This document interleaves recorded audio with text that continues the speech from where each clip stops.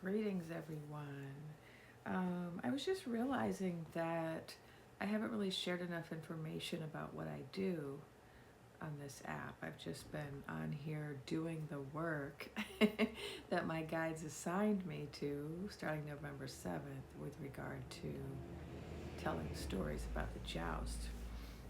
But I realized that I really should tell you also about the other things that I do. So I'm a teacher and a writer, and so I write books and I teach classes, and I have two books that are currently out. One is called The Ethical Psychic. That's why I named my channel that. And the second book is called Sovereign Wisdom. The first book is a kind of a handbook for people who are psychics or healers who want to know how to make sure that they're always helping and never harming. And it's also a good book for people who are looking for a psychic or a healer and they're looking for red flags or, how to pick a spiritual teacher. My second book is a philosophy book because I'm a healer, but I'm also a philosopher. And it's a book on Native American philosophy called Sovereign Wisdom. And I also teach classes. And if you go to my profile, you can go to my Linktree, which will take you to my website and also to some of my classes and my books. I have a class coming up.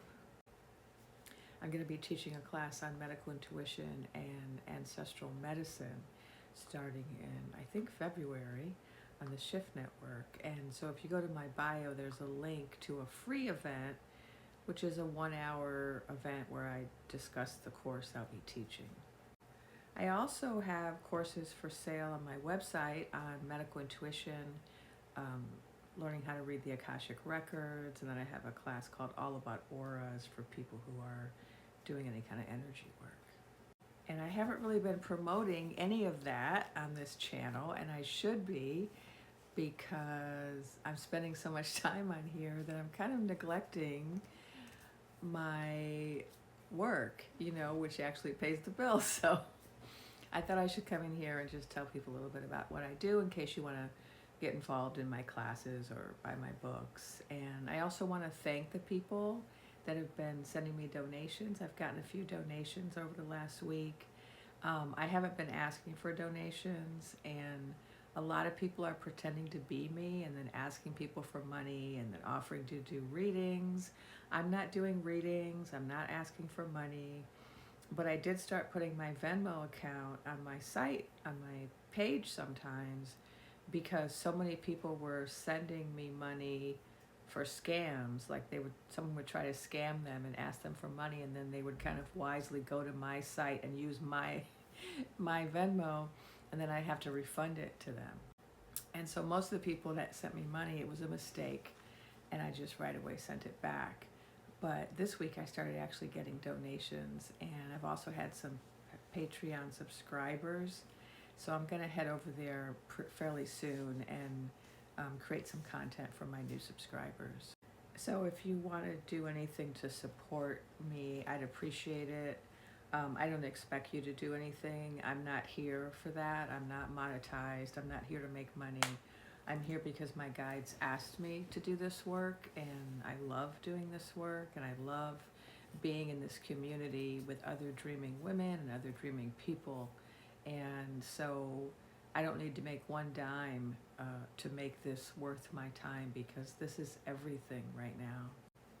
I just feel so strongly that this is, divinely led work for me, that this is work that I was meant to do, coming on here, making these videos, encouraging people to maintain the hope, entertaining people with stories and humor when I can, and also helping to bring people together, whether it's just people coming together in my comments, or it's bringing the dreaming women together in the lives I've been doing, where I've creating little panels of dreaming women. I just feel that this is my work, and it feels very powerful for me, and I feel very honored to be able to do this work.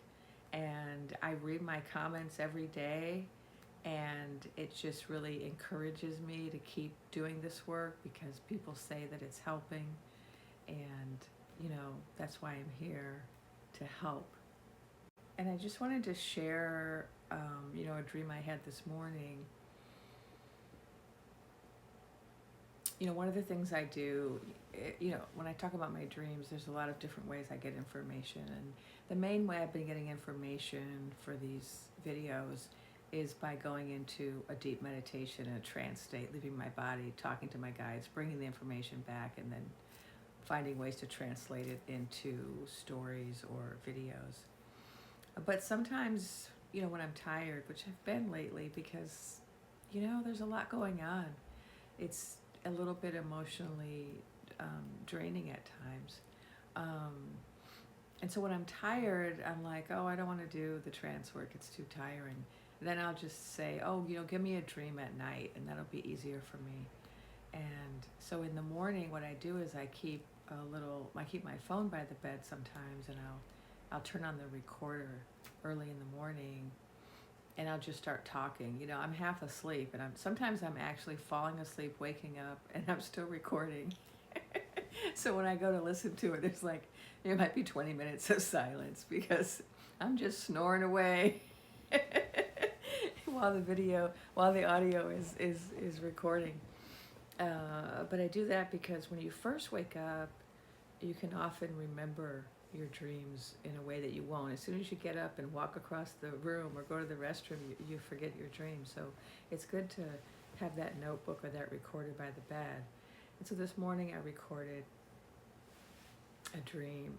And, one of the things they told me is that what's happening right now is so significant.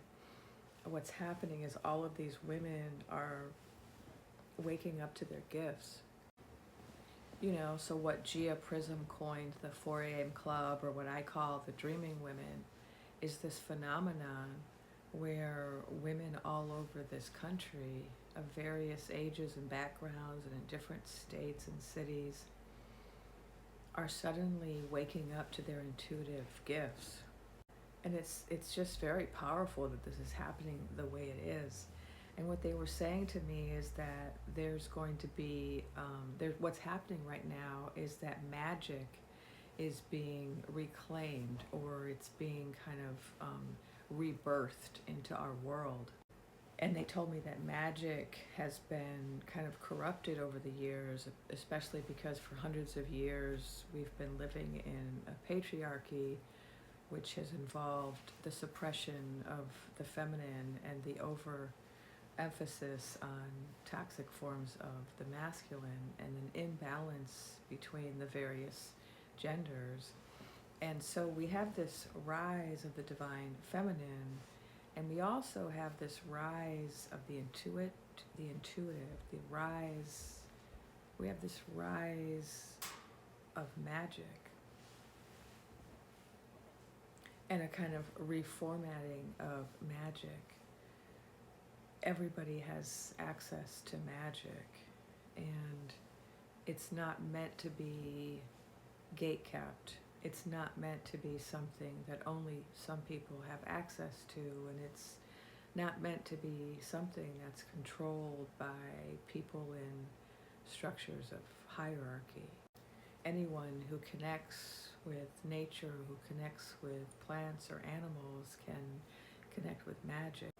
And what we are seeing now is the rise of magic alongside the rise of the divine feminine. So I encourage you to embrace magic in whatever form appeals to you, to embrace your intuition, to express your intuition, to share your dreams with anyone and everyone. And if you will, please share your dreams in the comments, or share your intuitive experiences, share your connection with or interest in magic in whatever form it takes. We are all in this together, and together we are powerful, powerful beings. Together we are magic.